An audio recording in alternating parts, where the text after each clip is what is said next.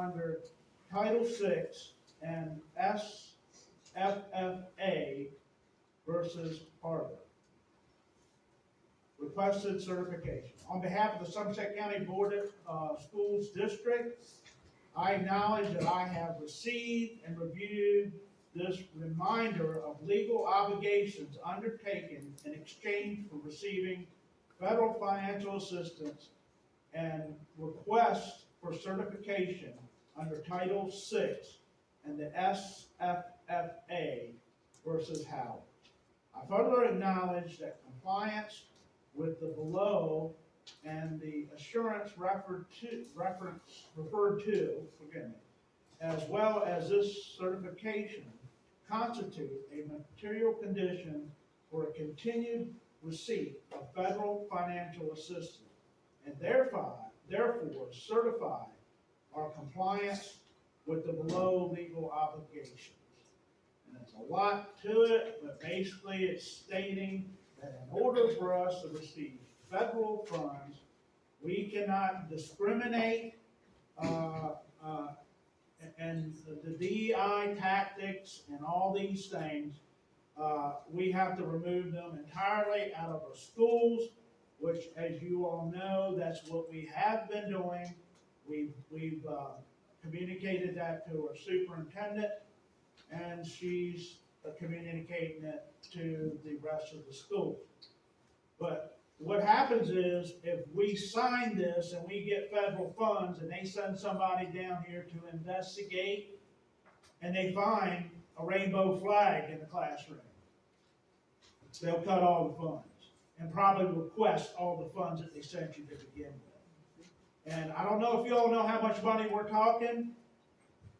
$14 million. So, today,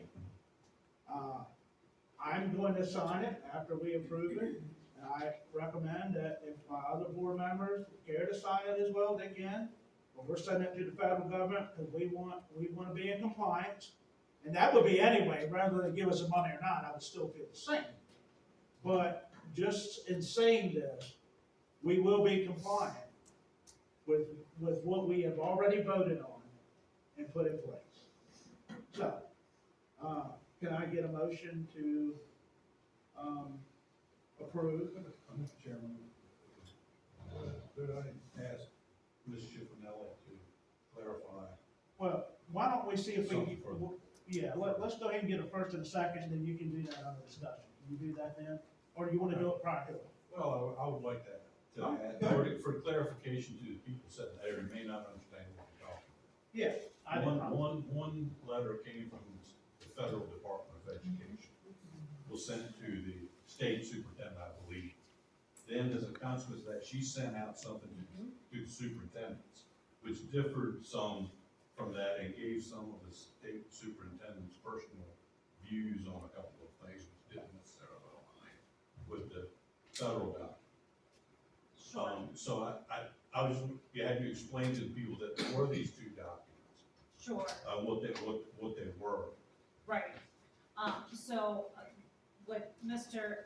McIntyre was referring to was is a series of steps that President Trump has implemented in ending diversity, equity, and inclusion and discrimination in public education since he took office. First, he issued an executive order, then he appointed the Federal Department of Education Secretary, and around February 19th, I believe, the first letter came to all schools in America, and we got the same letter. And this board approved the spirit of the letter, which referred to ending discrimination amongst children based on their race, gender, national origin, immigration status, or preference of any other enumerated characteristics that is unique to every student or every child. That was the directive that came. We voted for it, and then months went by, and now we received the certification from the Federal Department of Education that requires the school board, and the letter requires the chairman to sign. All schools that accept federal funds shall end DEI policies in schools and fully comply with Title VI and Title IX, which is ending, it's a civil rights act that pertains to protection of children in, from K through 12 and in college, from any discrimination. So the case in the letter refers to Students for Fair Admissions versus Harvard. It's a Supreme Court case where the students of Asian students and white students sued the Harvard University in 2023 because they were not admitted, and the Harvard University was admitting students based on their race, immigration status, and other enumerated characteristics in violation of Title VI, which is a Civil Rights Act. So the Supreme Court found that Harvard University did in fact discriminate against students. And as a result, Federal Department of Education has decided to issue this letter and to end all DEI, soft variables, admissions based on race or gender, and any kind of type of segregation of children based on their enumerated characteristics. So the letter comes to us, and Chairman Langford stated that this board has already adopted no discrimination under Title VI.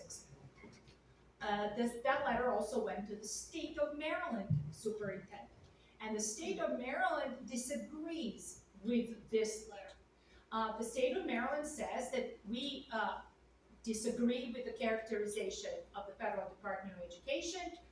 The state said in short terms that we do wish to comply with Title VI, but it ended at that. It didn't go forward to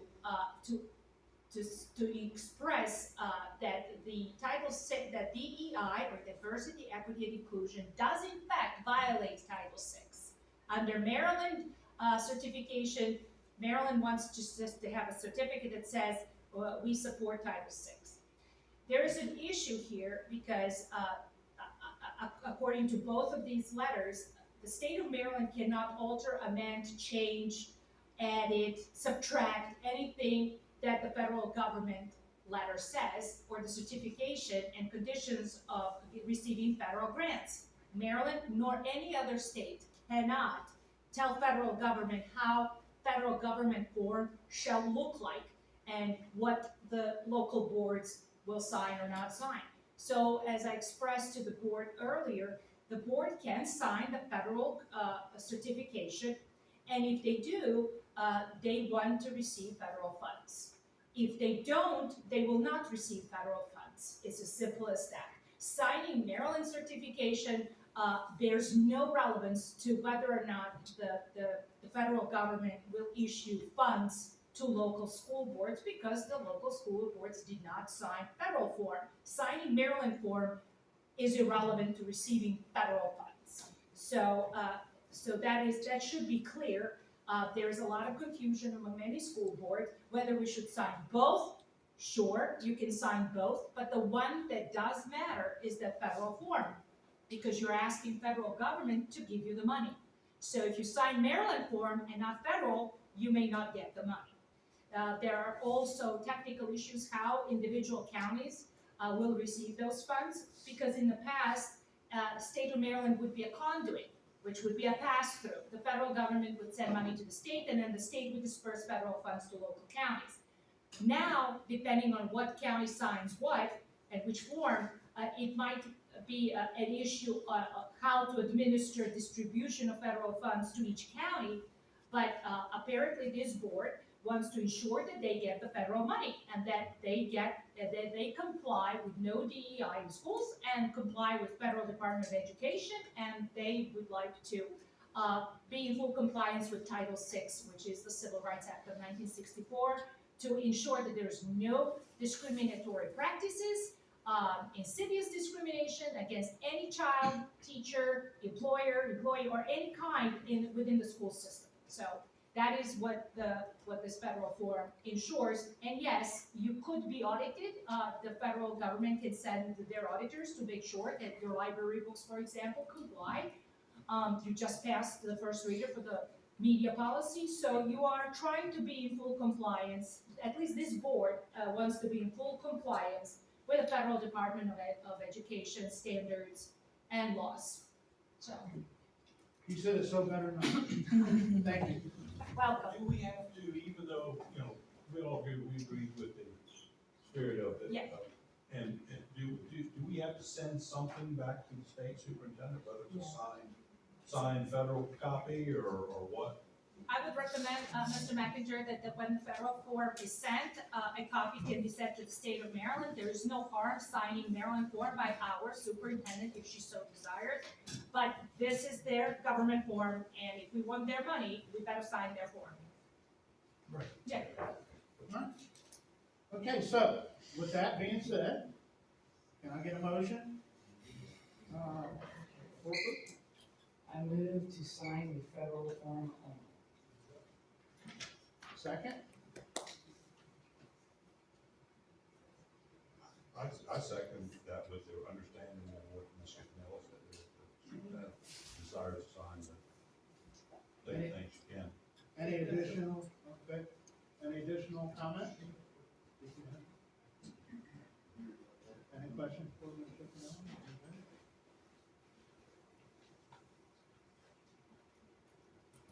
Mr. McIntyre? Yes? Vice Chair Gleason? I would also love to put my John Hancock on that form. Yes. Mrs. Baldwin? Yes. Chairman Langford? Yes.